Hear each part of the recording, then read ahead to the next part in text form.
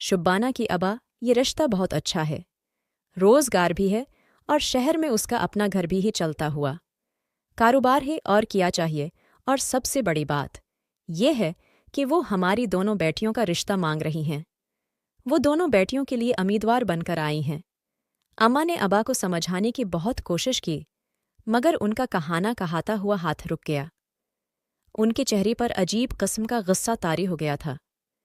वो कहने लगी कि तुम्हें एक में एक बात कितनी बार बताया करो।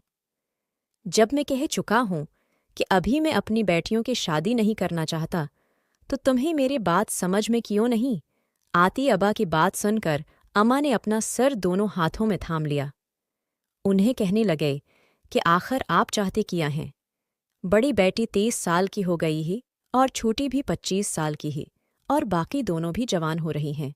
आखिर आपको समझ क्यों नहीं आती कि अच्छी रिश्ते बार बार नहीं आती? यही मुनासिब वक्त है लड़कियों को अपने घर का कर देने का। अगर अभी आप उनकी रिश्ती नहीं करेंगे तो उनके लिए आगे बहुत सारे मसाइल बन जाएंगे। अधेड़ उम्र लड़कियों की रिश्ती भी अच्छी जगह पर नहीं होती।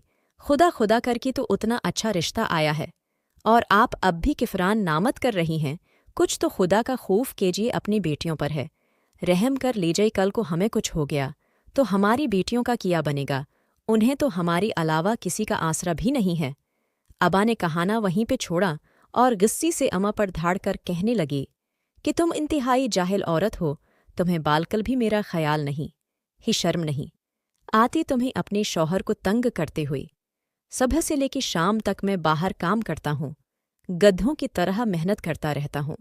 घर आकर एक वक्त का है, मैंने कहाना कहाना होता है और तुम वो भी मुझे सुकून से नहीं कहानी देते। आखिर तुम जाहिल औरत चाहते किया हो? क्यों मेरी जिंदगी से चीन और सुकून को रखसत कर दिया है? जब से तुम मेरी जिंदगी में शामिल हुई हो, मैंने सकी का एक सांस नहीं लिया। अबा अम्मा दोनों आपस में लड़ने लगी थी और मैं जो खिड़की के पास खड़ी होकर उनकी बातें सुन रही थी। अब मेरा दिल मायूसी में डूब गया था। मैं समझ रही थी कि आज जो दोनों बड़ी आपियों के लिए रिश्ता आई थी वो बहुत अच्छी थी। मुझे लग रहा था अबा उस रिश्ते के लिए मान जाएं। न जाने अबा को क्या मसइला था, वो अपनी बेटियों की शादी करने से क्यों डरती थी।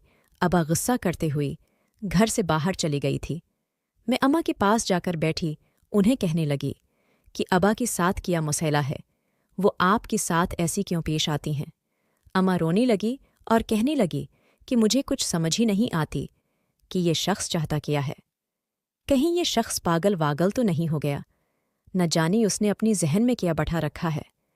प्यारी नजरीन, अगर आपको ये कहानी पसंद आ रही है तो कमेंट्स ज़रूर करें और बताएं कि आपको कहानी कैसी लग रही है।